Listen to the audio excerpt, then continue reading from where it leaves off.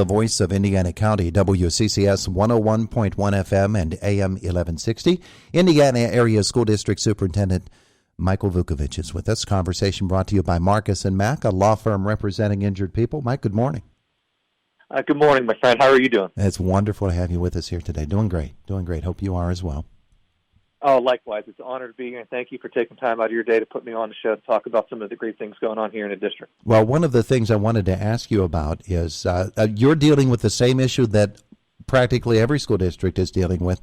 When do we welcome students back full-time? What does that look like? Indiana Area actually put out a survey asking parents their feelings, and then the school board meeting the other day, decision was made.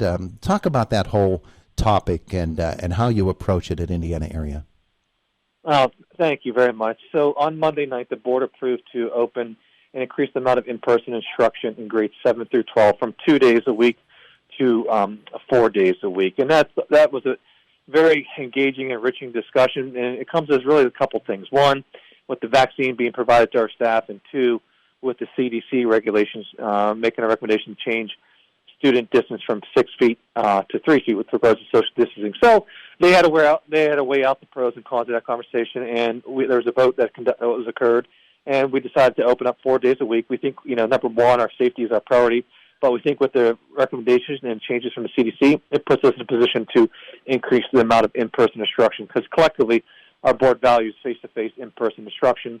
And this is something that they felt with the timing, with the recommendations and changes from the CDC, as well as the vaccine now being available, this was the appropriate time to make that change. They always believe in going slow to go fast, making the right decisions based on data, based on information. And there's a great discussion, and ultimately that's the decision the board reached. How difficult has it been for you to navigate around the attestation protocol that was established for Indiana Area, just like in all the other school districts, with cases when they come up positive, making that assessment as to can we stay open or should we close down for a while? For us, we were really fortunate, Todd. Our plan from the get-go identified a metric in place that said, look, if we get X amount of cases, then we'll close. And that's what we followed for a whole entire year. So as the state came out with that vision or that attestation later on, nothing really changed for us, because that's what we were doing from day one. If you recall, for a while, Indiana County was in this substantial category, but I have to give credit to our board. They value face-to-face instruction, in-person instruction. So we came up with the local measure saying, look, if we get 2 to 4 cases, then we'll look at closing. And then you'll see a couple months later, the state kind of adopted a similar model. Now, I'm not saying they adopted our model. What I'm trying to say, though, is I have to give credit to the board and administration and teachers for having that vision to put something like that in place. So when the attestation came out, we were ready to go. We met that moment because of the hard work we did over summer. That included the social distancing. That included a pretty serious health and safety plan that puts safety at the heart of what we're doing. So for us, we are ready to go. And, as things change, we're becoming more flexible. And, even though these are difficult decisions, I have to give credit to the board for at least being able to have those difficult discussions. And they did it publicly. And Monday was another example of that. That dynamic between a school board administration, or school board and its administration within the district, has always fascinated me, because I don't think people give credit enough to school board members, that these are volunteers who have their own lives and decide that they're going to step up and do what they can to help the school district make its way through. They're the ultimate decision makers, and they rely on the pros. They rely on guys like you to come in and make recommendations. Ultimately, the decision comes down to them, and they're very, very difficult decisions to make, whether you're talking about should we be in school 4 or 5 days a week, should we put a building in here, should we renovate this building over here. It's a really, really tough job, and for these folks to volunteer to do that and open themselves up to so much criticism, to me, it just takes a tremendously special person. Oh, it does. It's incredibly a difficult time, especially for school board members. When everyone ran for school board, when people ran for school board, no one thought they were going to enter a pandemic. And what happened, unfortunately, as a result of the global pandemic, schools were placed in the middle of this, right? So it became a very political issue about, what to do, what not to do. And unfortunately, schools were placed in the middle. So what we really did was we decided what could we do that's in the best interest, that's aligned to the research and science out there, while valuing in-person learning. So, because there's also not only a health, physical safety issue, there's a social, emotional issue. At the board had to balance both worlds, and it's difficult, right? Not enough credit goes to them, or any school board, in my particular opinion, for having to make difficult decisions. It's easy to critique, it's easy to criticize, and that's part of government, right? You get that part. When you run for a position like a school board member, or you become a superintendent or principal, you're subject to that scrutiny, and it's tough to make those decisions. But I have to give credit to our board, because their value, their motto is, look, it's okay to dissent, and dissent doesn't mean disloyalty. It means we have to make tough decisions, and they have to vote what they think is best, and where they deserve the most credit, like a lot of school boards do, is they put the best interest of kids first. And sometimes that doesn't mean everyone agrees, but the duty and the burden of leadership is not to give false hope or spread falsehoods. It's to tell the truth and make difficult decisions, and to do that in public. And that's exactly what they did, right? And even with their decision on Monday, Todd, I have to be honest with you, I think some people appreciate the decision and some weren't, but they had to make the decision they thought was best, and that's exactly what they did, because people were counting on them. And we're going to do our best to move forward and run the play that they called, and I appreciate them making that decision, because that allows us to give us the clarity we need to do to make sure that we provide the best learning environment we can for our students. It was a year ago that school basically shut down, and you were forced in an overnight decision to educate your students remotely. And the evaluation process coming at the end of the school year, getting you set for the start of the new school year, and what changes needed to be made and were made. Now you go to the evaluation of how it has gone so far, and there will be long-term evaluations as well, that constant process that you must go through in order to move forward. You're entering the final quarter of this school year. So the question is, how has it gone? Has it gone according to your expectations? Yeah, I think our teachers have done an incredible job meeting the moment and doing what they can to provide support for our teachers. I think a couple lessons learned from this whole entire pandemic. Number one, we really have to think about the student's user experience. A long time ago, I think the model's changed, and it may be changing for good, and we got to really think about how students view this experience and what works for some compared to others. Another lesson we learned was the importance of synchronized learning for those who wanted that need for even though it's virtual, real-time instruction, real-time engagement, and be able to check in on our kids and know how they're doing. Relationships matter, and that's one thing that came to light even more so in a pandemic. Another thing, the need for personal feedback was more than ever, too. Kids wanted to hear how they're doing, even though they do it in school and sometimes in the form of letter grade. They wanted a little bit more personal feedback, and it really started with how you're doing and checking in, and that was remarkable. That was really important for us to make sure we did that. I think another thing you're going to see coming out the area is you're going to see more grade band and content area collaboration, but also more conversation on competency and standard-based grading. With the pandemic, I think things are changing, and as an institution, we have to really reflect about what we can do to meet the moment and continue to evolve and grow. And I think what the pandemic taught us really is, one, compassion matters, flexibility matters, but we have to grow, right? We have to evolve, and if we don't, then that can hurt kids and limit their opportunities. So we're constantly reflecting on the work, and we think there are some things from the pandemic that will stay in the future, and we're going to continue to shape them to provide a meaningful experience for all of our kids. It's interesting to me to watch how this evaluation process has gone on. Right now, people are looking at where do the kids stand educationally? Have they suffered and fallen behind what normally they would be, what level they would be at because of the pandemic and having to learn so much from home? In Indiana area, have you seen a drop-off in student performance? Well, I think it depends. It depends on the student, right?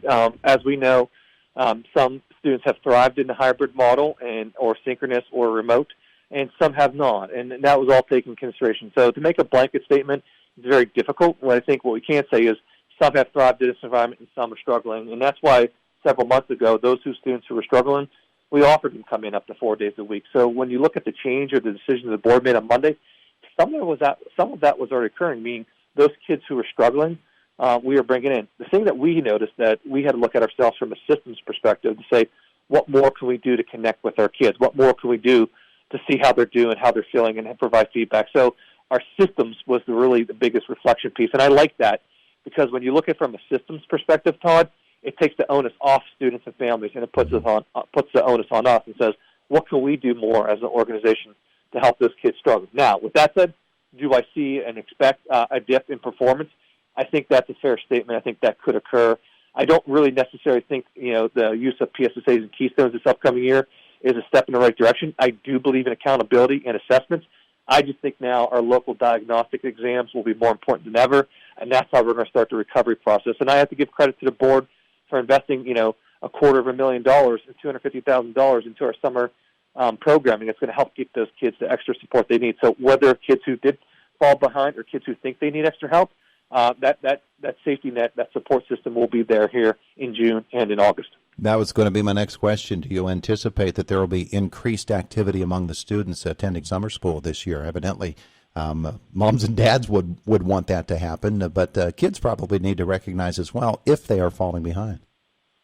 Yeah, most importantly, you're absolutely right. I think right now where we're at is we're expecting about anywhere from 200 to 300 students in grades K through 5 taking advantage of our summer programming. And what we really want to focus on is that early learning stages of that K to 3 level, because that's the most important learning stages in our opinion. We want to make sure we smother them and saturate them with support, love, and consideration. So we did put together something I think is pretty exciting that encompasses evidence-based programming in the area of mathematics and language arts, but also is going to be fun, engaging, and allow kids to rebuild, connect relationships that some of them missed. So we think it's a step in the right direction about solving the COVID loss. But I think our kids are resilient, and we're going to provide this. We're not going to, enforce it and make everyone do, but if they want that extra support, they're there. And yesterday we issued the survey to families. By the end of the night, I already had 100 people signed up. So we want more, right? We're there. We're getting there, but there's some time to go. And that survey is available. If you could help promote it, that family survey is available on our social media and our website for families to consider signing up. And we're going to accept registration until April 30th so that we can plan how to really meet their needs. And it's a step in the right direction. I think learning happens all the time. And I think this is a really nice step in the right direction, not only addressing the COVID slide, but some of those kids who are high flyers and love learning and want to continue to be engaged and be around their peers, this gives them another opportunity, right? Relationships matter, and this is another step reflective of our social-emotional learning and social-emotional learning, vision about, put relationships first and give kids meaningful opportunities to connect, engage with their staff, with their teachers, and their peers. Yeah, absolutely. We'll promote that. We'll get that into the news cycle. I wanted to ask one other question for you. I can see a day in a couple of years from now, probably, when school districts, like Indiana County has all these school districts, when they address their teacher shortage, particularly in summertime, by sharing teachers and platforms that they can mutually benefit from, a lot like the state system is considering doing with sharing platforms from school to school. Do you see that happening, and is Indiana area prepared does it have enough teachers for the summer school offerings? We do. We're offering 2 sessions in June and August, and we have enough right now for June. And August, I think we're going to have to, maybe advertise out if we don't have enough support. And I think that is reflective of how exhausted our teachers are from the year, right? It's been, and look at the case of our junior high and senior high. They had to teach face-to-face, synchronous, asynchronous. So I think they're spread a little thin. I think what you'll see happening in that July and August, people are trying to recharge their batteries to get ready for the year. So I think that will be okay for the summer and be able to, internally as well as some external help fill those positions. But I think when you look at the teacher shortage, I think it's reflective of the perception surrounding teachers. I think they do an amazing job and don't get enough credit. But for a long time, we told people we kind of diluted the profession, and we need to bring it back up. And now we're seeing that shortage, and hopefully we'll see an uptick in the number of people doing, because there's not a more rewarding profession out there, in my personal opinion. Of course, I'm biased, but then education and teaching. And I think it's needed, and I think it's necessary, and I think we have to work together. Now, you bring up an interesting question about shared services as we move forward and working together. Do I think there's a spirit of cooperation in Indiana County? Absolutely. But there's a lot of work to be done, right? And you have to look at collective bargaining agreements. There's a lot of things that have to take place for it to work, but it's not insurmountable. And we're going to get to the point, I think, where that is always important. And I'm blessed to be surrounded by, 6 other school districts, superintendents, school boards, and teachers who do an incredible job working well together. So this is one where it's a conversation, and I think people are always looking to see how they can share resources and help each other. Because after all, they're all our kids.